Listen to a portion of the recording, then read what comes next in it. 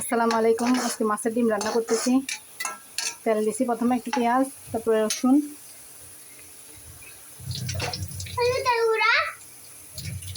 সামান্য একটু পানি,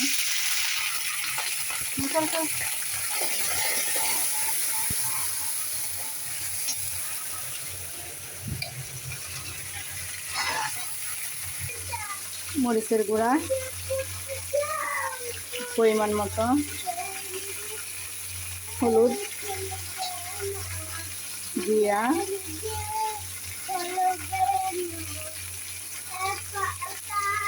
ভালো করে নাড়তে হবে।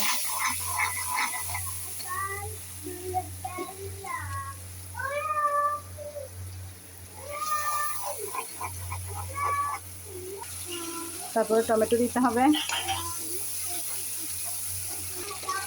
ভালো করে নাড়াচাড়া করতে হবে, সামান্য একটু পানি দিতে হবে।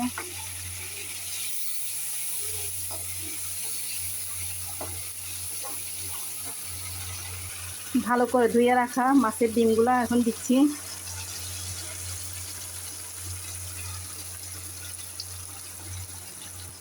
ডিমগুলো দেওয়ার পর একটু নাড়াচাড়া করতে হবে।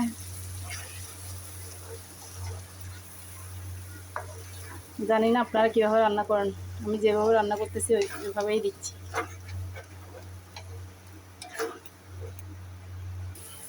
তো এখানে মাছের ডিমে লবণ দিতে হবে, পরিমাণ মতো লবণ দিয়ে একটু নাড়াচাড়া করতে হবে। দেখুন আমার মাছের ডিমের কালার। এই তো মাছের ডিমগুলো এখন একটু সামান্য পানি দিছি, এবার ঘুরে দিতে হবে ঢাকনা দিয়ে। 5 মিনিট রান্না করলে হয়ে যাবে আমার মাছের ডিম।